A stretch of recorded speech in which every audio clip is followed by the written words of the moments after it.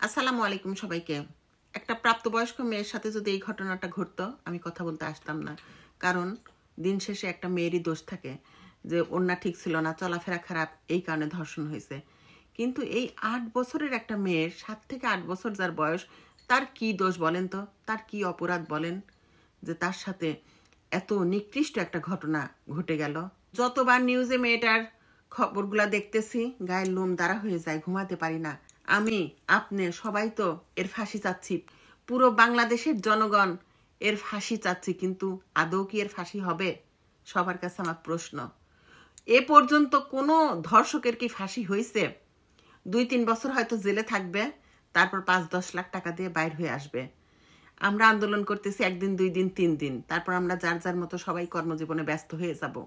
কিন্তু এরা ঠিকই পার পেয়ে বের হয়ে আসবে। বাংলাদেশের যদি আইনটা কঠিন করতো যে ধর্ষকের বিচার মৃত্যুদণ্ড সরাসরি, দেশের আইন যদি কঠিন না হয়, এই আন্দোলন করে আর লাভ নাই। কেউ আন্দোলন করেন না।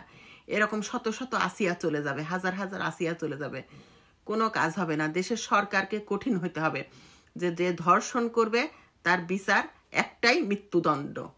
যদি সরকার কঠিন না হয়, আমি আপনি চাই লাভ নাই, এ আন্দোলন করেও লাভ নাই, এ চাওয়া চাইও লাভ নেই, এ কোনো কাজ হবে না। শত শত আসিয়া এভাবে ঝরে যাবে, দুনিয়া থেকে অকালে চলে যাবে। দেশের সরকারকে কঠিন হতে হবে যে ধর্ষণের শাস্তি মৃত্যুদণ্ড, এই কঠিন যদি হয়, আর একটা পুরুষ মানুষও মেয়েদের দিকে চোখ তুলে খারাপ দৃষ্টিতে এই কাজ করতে পারবে না।